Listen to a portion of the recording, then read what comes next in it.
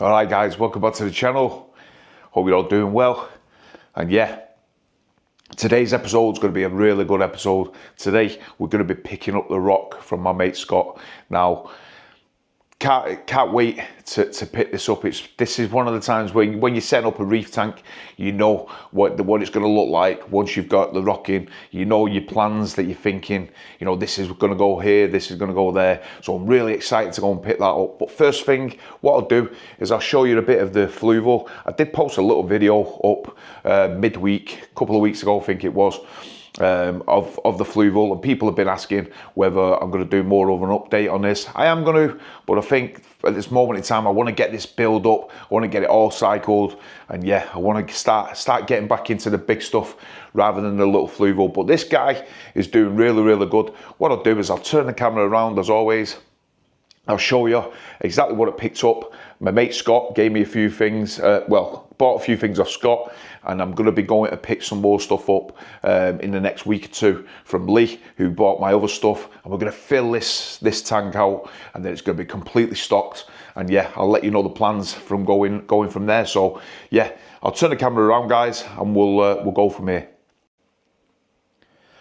Right then guys, so as you can see, here's the little Fluval, and I think you'll all agree of just how good it looks now. It's looking absolutely fantastic. The air algae is completely gone, like I mentioned before. We've bought some more coral. The fish are doing fantastic. Still not got names for these little dudes. Mason's Mini Reef, still not got the names, but yeah, I'm sure we'll figure something out. Like I mentioned before in my last video about this pump is going to be going on my main display, so we're going to have to pick up a new little pump for this. But more onto the corals. Yeah, really happy with the way the corals are going and stuff like that. People have been messaging me asking me what I dose and stuff like that. Now I don't actually dose anything, to be honest. At this moment in time, all I'm doing is just water changes. Obviously, with everything what had gone on over the past few weeks or so, month or two, I'd neglected the tank, and I'd not really done a water change for 2 weeks, 3 weeks or so. But obviously, we're back onto it, and yeah, the tank is thriving. Now, obviously, I changed the filter floss and stuff like that. I was debating whether to put some carbon in here, run some carbon and stuff, because obviously I've not done any water changes and stuff like that. But I've decided not to. I've not put anything in. I've just put the filter floss, the bio balls, which are all in there, about seven balls I think there is, and stuff like that. And I cleaned the pump out. But overall, guys, everything all flourishing. Now, the things I picked up from Scott was this flaming Donny. Picked this up for him. I picked this Holy Grail Bernard Porter. Now hopefully we can zoom in here, you'll be able to see. Could a pull-up extension on these guys. You guys know that I cannot keep Donny Porters, but for some reason, touch wood, these are doing really good. So yeah, really happy with the way these are going. Been in the tank for about a week and a half now, so fingers crossed. I do seem to be good for a week or two, up to 6 weeks, and then they just seem to disintegrate. I also picked up this little rock. He said he was wondering if I wanted it.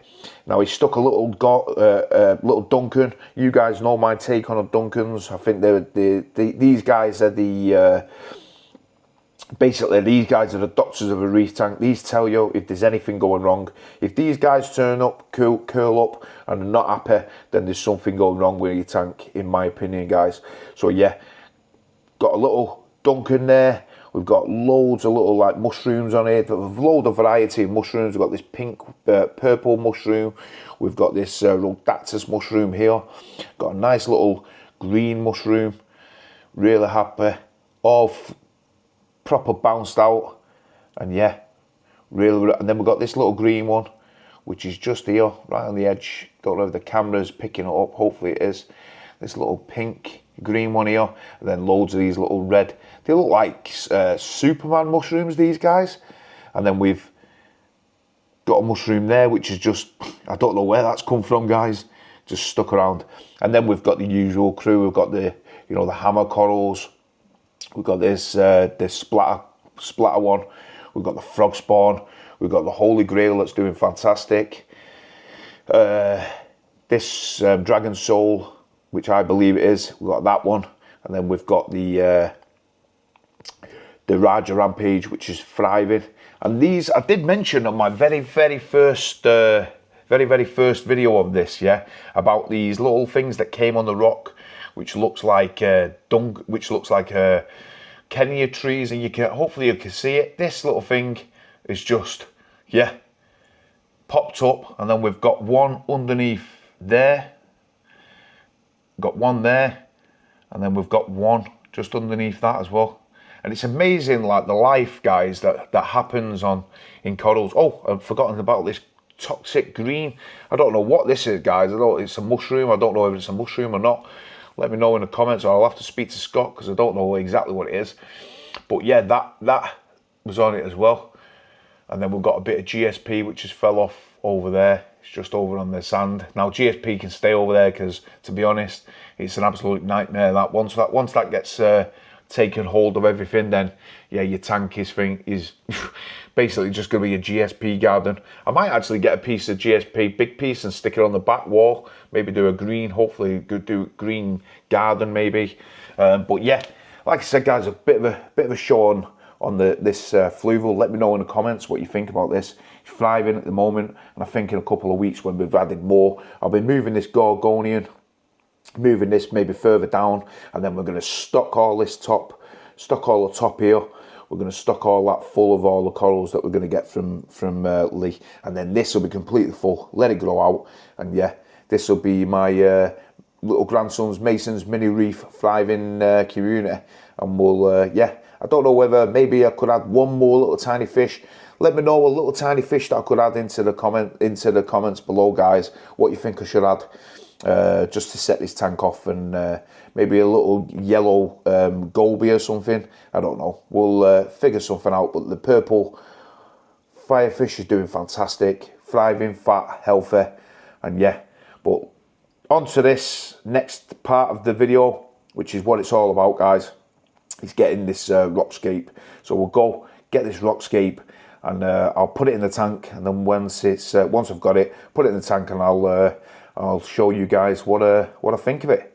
So stay tuned, guys, and I'll see you shortly. Right then, guys, so we just got back from Scott's, and as you can see, here's the rockscape. Now, if it's a little bit dark, I apologise, guys. The lighting in here is not the best, but I've shut the curtains because obviously it's dead bright, and you can see my reflection in the glass. So yeah, apologies if it's a bit too dark, but hopefully you guys will be able to see exactly what I'm seeing, and you'll be able to see how good does that scape look. I mean, I'm absolutely over the moon with this scape, guys. I think it just looks absolutely fantastic. Now, obviously, 2 sections, and Scott's designed it in a way that, remember, I'm going to be having my bubble coral right in the centre. That's probably going to be the main centrepiece. It's absolutely huge. Now, it's in Scott's tank. But as you can see, just look at the space there that we're going to have in this tank for this. Let's go over the head, and as you can see, we're going to have plenty of flow around here, guys. We've got the flow that's going to be going all around the back. I'm going to be putting my gyre vertical, so it's going to be going like downwards there, and we're going to have the flow going right across the back, all the way around, and we're going to have the pump, one of the pumps there, in the centre, and then we're going to have one of them at the bottom again. So we're going to get plenty of flow all around this tank, guys. And yeah, what do you guys think? That scape just looks absolutely fantastic. Really impressed. Now, Scott, I'll leave his Instagram channel over on the link below. He doesn't do this full time. He's obviously got a full-time job, but he does it as like a hobby. But I think it just looks, I said to him, you want to do it full time? But he just says there isn't any money. But just look at the area, the flow that we're going to have there, guys. There's going to be no dead spots in this tank whatsoever. We've also got little nooks, little crannies where fish can go and maybe sleep. We've also got like loads of caves just at the back, just there. I don't think I'll be able to zoom in. You won't be able to see it, maybe. Just there, caves where fish can also go and hide. But I think that just looks absolutely perfect. We're going to be having, obviously, the corals that are all going to be going on top of these branches all over the show. And like I said before, guys, in the past videos, I'm only going to probably be putting maybe 10, 12 corals in here, and we're going to see them. We're going to let them grow out, because to be honest, you guys know me. In my last video, sorry, not my last video, my last tank, they just basically filled it all out, and they were all touching each other. They were dying and stuff like that. It was just an absolute nightmare. So I'm going to go sparingly on this, guys. This is the most important thing, what I'm going to do. But what I will do is I'm going to finish off this hex board. We've drilled a few things in here. We're going to get that. Once I've got it all wired up, I'll come back to you, and we'll put this the cabinet. We're going to put that in the corner there, and we'll come back and I'll show you shortly once it's all done. But yeah, fingers crossed. I might even turn the lights on, and we'll go from there, guys. But I'm absolutely over the moon with the way this has turned out. So yeah, massive thumbs up to Scott. Really appreciate you, brother. And yeah, can't wait. Right then, guys. So as you can see, tank fully loaded with RO water, and the actual control board is completely done now. This MP40 controller keeps falling off. I've ordered the bracket for it. They've not turned up. I thought they would have turned up by now, but it's not turned up. So once that bracket comes, we're going to fix it. The S2 obviously came with one, and I just can't find the ones that I did get with the MP40s, but we've got that on order, and we'll install that when that comes. But onto the tank, guys. Like I said, I'm running RO water in it. Only been added maybe 25-30 minutes or so. So it's a little bit cloudy. Not too cloudy, but a little bit cloudy. But that might have been coming from a bit of the dust, you know, from the rock and stuff like that. Obviously, Scott has made it. He soaked it, but obviously could be a little bit more dust. So that's probably what it is. But nevertheless, this water is going to be coming out anyway. This is just to basically to finger the rock, to keep the rock wet, and yeah, basically to get any dust like that out of it, because then when I do add the salt water to it, hopefully we won't get as much dustiness as we've got now. But yeah, going on to the tank.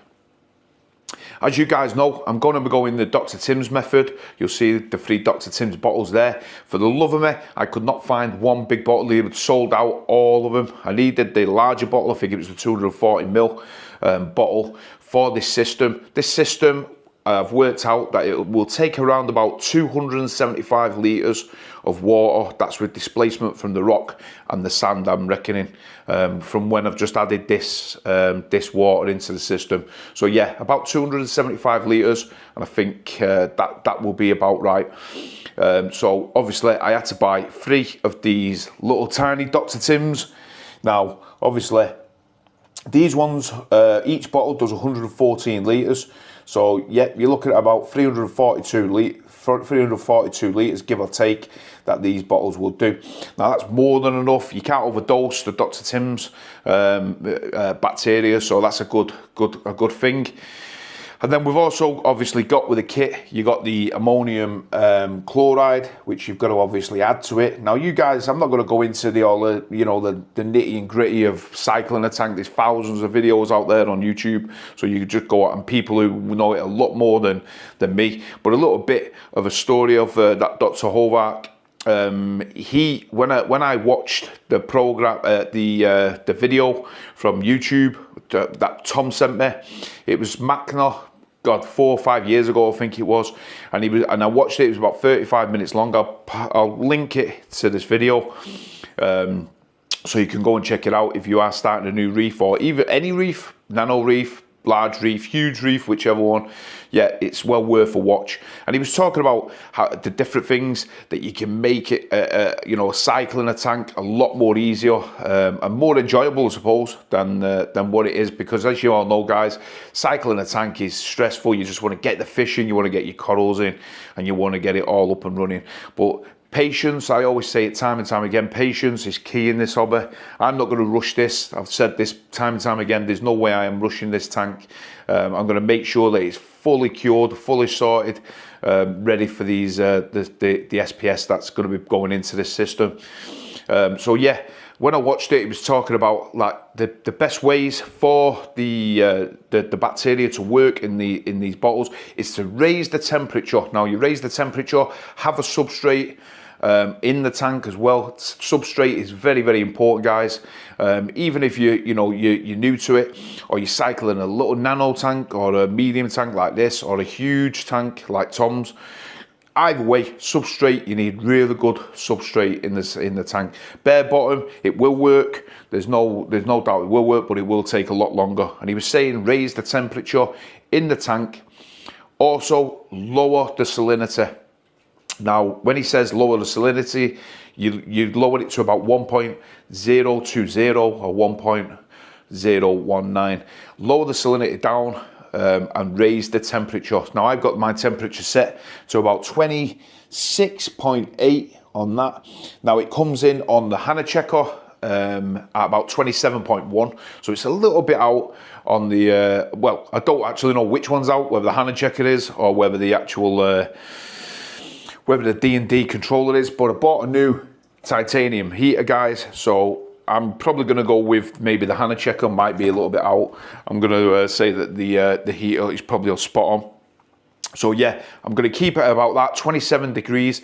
He says between 25 and 30 degrees that basically the nitrosome, the bacteria, basically can populate a lot quicker than when we run it at our normal temperatures of 25, 25 and a half, and the salinity at 1.025.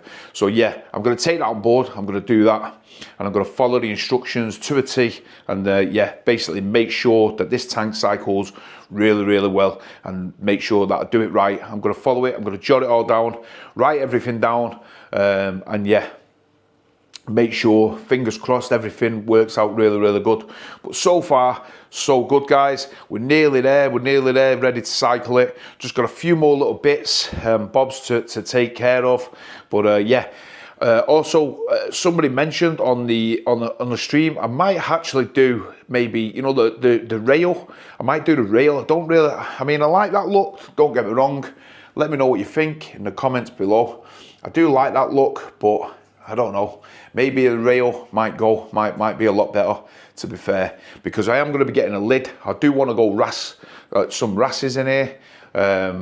Obviously, you guys know my dream fish is I want a Flame Angel, 100%, and I definitely want a tang, maybe a gem tang as well. And fingers crossed, everything should be fine. Now, obviously, it's going to take a while for this to cycle. I'd say maybe 14 to 20 days. Some people can have real good success in 10 days, but I'd rather make it take, you know, I don't want it to go long, obviously, but as long when the cycle is done, the cycle is done.